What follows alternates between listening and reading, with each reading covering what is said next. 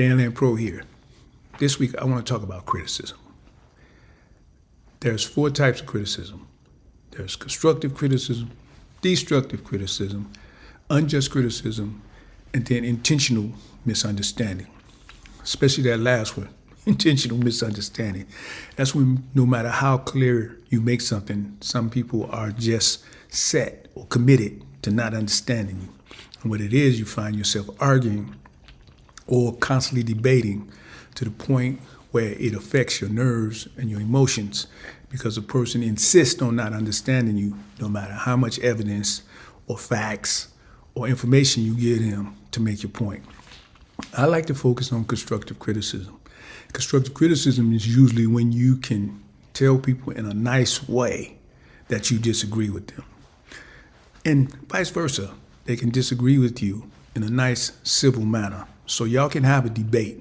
You can express differences of opinions, views, whatever, even facts, and still have some respect for each other in who's right or who's wrong. You can grow from that conversation. So that person may tell you something that you didn't know, and you may tell them something that they didn't know.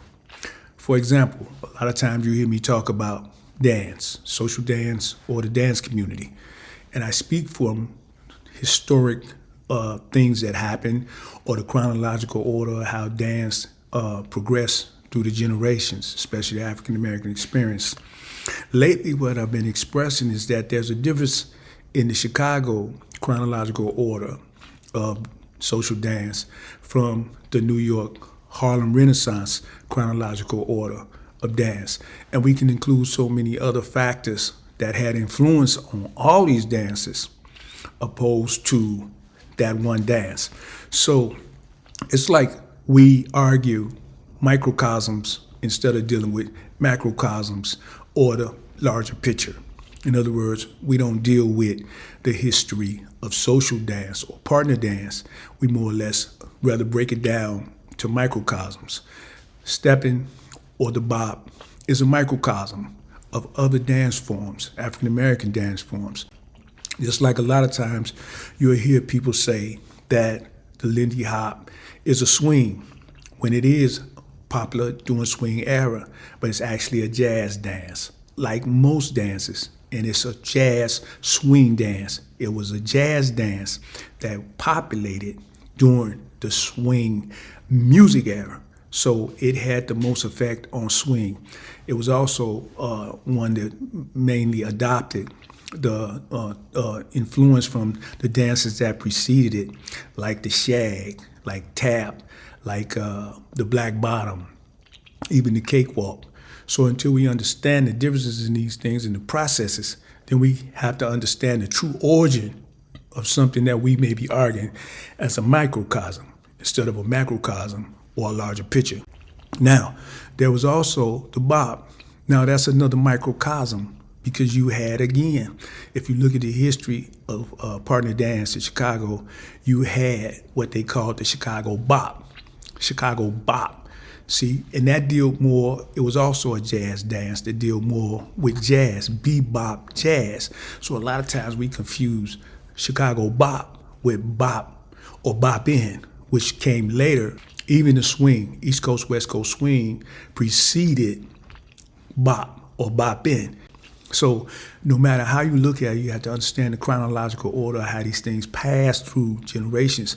And we need to stop arguing these generalities and these microcosms. And even when we do, we have to address each other with respect, and we have to address each other with some form of criticism outside of destructive or unjust or intentional misunderstanding. We have to be constructive. So we must teach each other or share with each other what's right and what's wrong without being hostile. Because as soon as somebody disagrees with us, the first thing we do is get on here and say, they wrong and these fake people, and we call them all kind of names. Do you consider that constructive or you consider that destructive? Do you think the person that received that information is going to be civil or discuss those things with you in a structured, cordial, civil manner? Or do you think they're going to get defensive because you're saying that they're wrong or that they don't know what they're talking about? Now, we can be wrong, like I just showed you. You can be wrong to think that Chicago bop is the same thing as bop or bop in. We can be wrong to think that there's a difference between the Lindy Hop and the jitterbug, when the Lindy Hop and the jitterbug is the same dance. It's just the jitterbugging was more exciting. They added more excitement to the dance. Like Cab Calloway, if you go read the history, he changed with some of his music and song. The Lindy Hop transformed into what we knew as the jitterbug, and that's what people were doing. They jitterbugging. So when you hear people talking about urban bop or urban bopping or the stepping, you notice that people will break out into what's similar to jitterbugging. That's what they're doing when they breaking out and they just dancing for attention or dancing for entertainment. They jitterbugging. So that's why we can have some relationship between the two as far as jitterbugging being relative to Chicago. But the thing we can't miss is that all these dances is related to each other. And we need to stop arguing these microcosms. Stepping or the bop is only a microcosm. And you will hear the confusion in every one of us that call ourselves historians. You can't be a historian without doing research. You also didn't have to be there to understand the chronological order by which stepping or bopping and these things grew or advanced as we see them now. What's my man named Ken Burns? He didn't have to be in the Civil War to report on the Civil War, and he's one of the most popular people known for reporting the accounts and events that took place during the Civil War. That's not to take away from the people who were at the Civil War and gave their testimonies as eyewitnesses to what happened at some of those battles. It's no difference between the two as long as we get accurate accounts of the events that took place during the Civil War. It's the same with stepping. If you don't go out and interview the people who are there and get them to answer questions in a structured manner that can flow in a chronological order to get that story, and they're all over the place, then you're going to get confusion and chaos. And if we constantly be destructive or offensive or unjust in our criticism, then we're going to get what we're getting. You get defensiveness. You get people that want to argue microcosms and things that has nothing to do with the bigger picture. What we want to do is communicate the story. You can't communicate the story by confusing the story. And a lot of times we confuse the story because we don't know the variants or the variables that complete the story. For example, freestyle is not a dance. Freestyle is a term that they use in order to describe a dance or categorize a dance. Gauster is not a dance, even though it was titled with some dances. It was a fashion, just like I Believe. Those were fashion statements. So when we start confusing these things, the 6 count is not a dance. It is a count that the dance was used to be performed or learned in conjunction with the mechanics of the dance or the music, as in East Coast swing or West Coast swing. We can go down a list of all these generalities that we keep arguing and all of these microcosms that we keep arguing, but we have to look at the bigger picture. When I speak of the cakewalk and say that you have to look at the dances that preceded the Lindy Hop, you have to go back to the cakewalk. Now that influenced other dances, like I said, the shag, the Lindy Hop, the Charleston. All those dances preceded one another. All those dances influence one another. When you look at the migration of the African American experience to different places, then you can understand how a lot of different dances, including Detroit ballroom, hand dancing, the Chicago bop, how these things came to be. But if we just go by a general experience, if I just go by my personal experience, then I'm going to think that that microcosm has something to do with the bigger picture, in defining the bigger picture, when it's a small, minute portion of what actually transpired throughout history.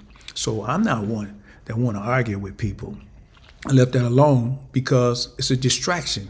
When I find myself arguing microcosms, when I find myself arguing between original and freestyle, or Gauster and Ivy League, or new school and old school, those are microcosms. Those are microcosms of a macrocosm. And those macrocosms come from the bigger picture, which I just shared was the cakewalk, the shag, the black bottom, and those dances throughout African American history. Swing, as we know, is a partner dance. We have to understand where partner dance came from. So if you go back to the cakewalk, you'll find out partner dance came from African dance African dance influences, mixed with European ballroom. That's where the cakewalk came from. Now, what followed that is what we have to deal with, which were jazz dances, which were all types of different dances that developed from those dances. Chicago had a blend of blues and jazz. There was also a Latino presence, a Latin presence, I'll say, involved with how Chicago took the Lindy Hop and made it its own, like it do many other dance forms. And a lot of dance forms developed from that because, like I said earlier, they took it from a ballroom atmosphere, a big band atmosphere, that New York Renaissance type atmosphere, and they made it intimate. They took it into the basements. They took it into the clubs. They took it into the speakeasy and those type of things. So we have to understand this, and this is not to discredit or belittle anybody else's views and opinions or the information that they may have and research that can contribute to the story as a microcosm, opposed to thinking that it is the whole story. It contributes to the story, as does some of the information that I'm pointing out now. The bottom line is, you heard me start this off with talking about the different forms of criticism. So if we're going to be critics and we study what a critic really is, the critic is for you to take information, absorb the information, compile that information, and try to get an understanding of what it is that you're studying. Now, I've studied things like ethnography. We can study things like history. We can research things like the chronological order, as you hear me mention all these different dance forms that I've had the privilege to read about. And there's more. I don't have the whole story. I only have the part of the story that I have, and I'm going to share that part with you because I myself found myself spending many days and times and energy arguing microcosms and generalities which had nothing to do with the big picture. So if you really want to know history of stepping, and you really want to know the bop or bopping and Chicago bop or Lindy Hop and the other dance forms, then you got to do some studying. You got to do some reading. Stop taking the word of mouth. Don't take my word for it. Don't take everybody else's word for it.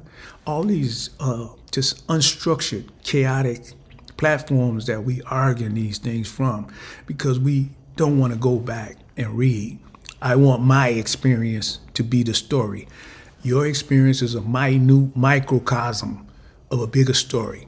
Even if I tell you my personal experience in the neighborhood that I grew up, or the school that I went to, or the fashions or the cliques that I ran in, even going up to my involvement with social clubs and the Majestic Gents, those are only microcosms of a bigger story. So that story cannot be the story. It cannot be the defining variable of stepping and bopping. My story is not the defining story, because that means that I'm in some grandiose state of mind to where I think that my opinion, views, and facts are the only thing that there is. That's a silo perspective. We're not dealing with silo. We're dealing with integration. As I shared with you people earlier, that I see all of this from an interdisciplinary perspective. That is my specialty. That is where I have my credentials in, interdisciplinary studies. And it is the integration of different disciplines. I just use that approach with dance, or the history of dance, and the chronological order of dance. So I can go on forever, but I'm not. So here's what I want to say, and I'm going to conclude with this. Let's be more critical of what it means to be a critic and how to be a critic. And let's understand that those 4 things that it takes to be a critic, which one do we actually want to be? Which one would be most beneficial to us? Destructive criticism, constructive criticism, unjust criticism, or intentional misunderstanding? I think, for me, constructive criticism has proved to be more beneficial in getting to understand with others, or to do the research that I want to do pertaining to dance or anything else than any other form of criticism. So if we are criticizing each other, and we are attacking each other for having views and opinions and facts that may differ from someone else, then maybe we need to check that before we start checking other people or trying to make claims that we have the full story when all we have is microcosms of a bigger story and generalities of things that sometimes don't even add up. Like I said, this dance is not a category. This dance is not a term or something that we coined certain aspects of the dance. Those are only microcosms. Look at the history of partner dance, African American partner dance, and you'll find all the answers that you need to understand where the bop came from, where bopping came from, where stepping came from, where new school, old school, Gloucester, Ivy League, where all those things came from. And I assure you, when you finish, the cakewalk will be the beginning, and stepping and many other dance forms, African American social dance forms, will be the end, with much more stories to tell in years to come. Hey, my name is Dan Lampro. Till next time, peace.